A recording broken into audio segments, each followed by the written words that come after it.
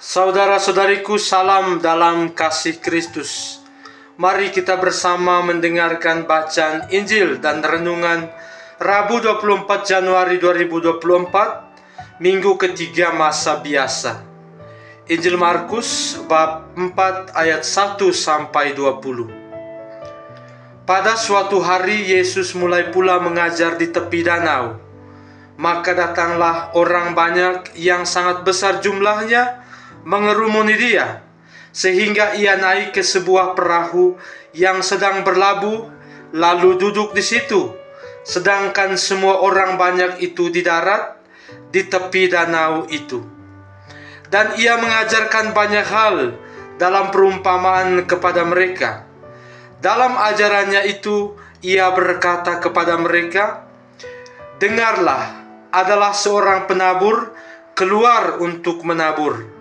Pada waktu ia menabur, sebagian benih itu jatuh di pinggir jalan, lalu datanglah burung dan memakannya sampai habis. Sebagian jatuh di tanah yang berbatu-batu, yang tidak banyak tanahnya. Lalu benih itu pun segera tumbuh, karena tanahnya tipis. Tetapi sesudah matahari terbit, layulah ia dan menjadi kering, karena tidak berakar. Sebagian lagi jatuh di tengah semak duri, lalu makin besarlah semak itu dan menghimpitnya sampai mati, sehingga ia tidak berbuah. Dan sebagian jatuh di tanah yang baik, ia tumbuh dengan suburnya dan berbuah. Hasilnya ada yang 30 kali lipat, ada yang 60 kali lipat, ada yang 100 kali lipat." Dan katanya, "Siapa mempunyai telinga untuk mendengar, hendaklah ia mendengar." Ketika ia sendirian, pengikut-pengikutnya dan ke-12 murid itu menanyakan dia tentang perumpamaan itu. Jawabnya, "Kepadamu telah diberikan rahasia kerajaan Allah, tetapi kepada orang-orang luar segala sesuatu disampaikan dalam perumpamaan, supaya sekalipun melihat, mereka tidak menanggap, sekalipun mendengar, mereka tidak mengerti, supaya mereka jangan berbalik dan mendapat ampun." Lalu ia berkata kepada mereka, "Tidakkah kamu mengerti perumpamaan itu? Kalau demikian, bagaimana kamu dapat memahami semua perumpamaan yang lain?" Penabur itu menaburkan firman. Orang-orang yang di pinggir jalan, tempat firman itu ditaburkan, ialah mereka yang mendengar firman. Lalu datanglah iblis dan mengambil firman yang baru ditaburkan di dalam mereka. Demikian juga yang ditaburkan di tanah yang berbatu-batu, ialah orang-orang yang mendengar firman itu dan segera menerimanya dengan gembira, tetapi mereka tidak berakar dan tahan sebentar saja.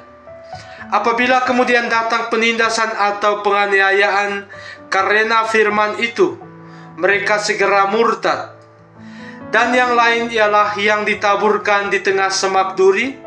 Itulah yang mendengar firman itu, lalu kekhawatiran dunia ini dan tipu daya kekayaan dan keinginan-keinginan akan hal yang lain masuklah menghimpit firman itu sehingga tidak berbuah. Dan akhirnya yang ditaburkan di tanah yang baik ialah orang yang mendengar dan menyambut firman itu lalu berbuah. Ada yang 30 kali lipat, ada yang 60 kali lipat, dan ada yang 100 kali lipat. Demikianlah Injil Tuhan. Saudara-saudariku terkasih, perumpamaan tentang penabur kemungkinan besar diucapkan Yesus sebagai kata-kata penyemangat kepada murid-muridnya.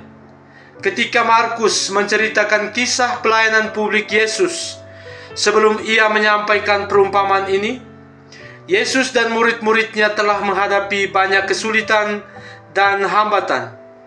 Para pemimpin agama menuduh Yesus dan murid-muridnya melanggar hari Sabat.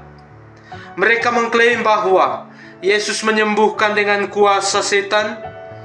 Kerabat Yesus sendiri telah mencoba untuk menggandengnya karena kesan umum bahwa ia telah kehilangan kendali.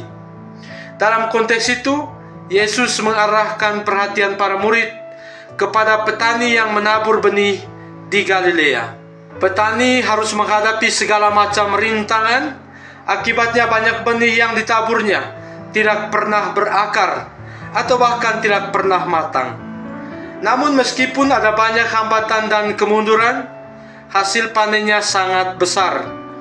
Yesus berkata, "Lihatlah melampaui rintangan, kemunduran, kekecewaan. Tuhan sedang bekerja dalam pelayanan saya dan hasil panennya akan besar pada akhirnya." Kita semua bisa terserap oleh hal-hal yang tidak berjalan dengan baik, oleh kegagalan-kegagalan, kerugian-kerugian di sekitar kita. Perumpamaan ini tentang penabur mendorong kita untuk tetap berharap di tengah kehilangan dan kegagalan yang dari upaya baik kita pasti dapat membuahkan hasil, karena Tuhan selalu bekerja dengan cara yang memberi kehidupan bahkan ketika kegagalan dan kehilangan tampaknya mendominasi keadaan.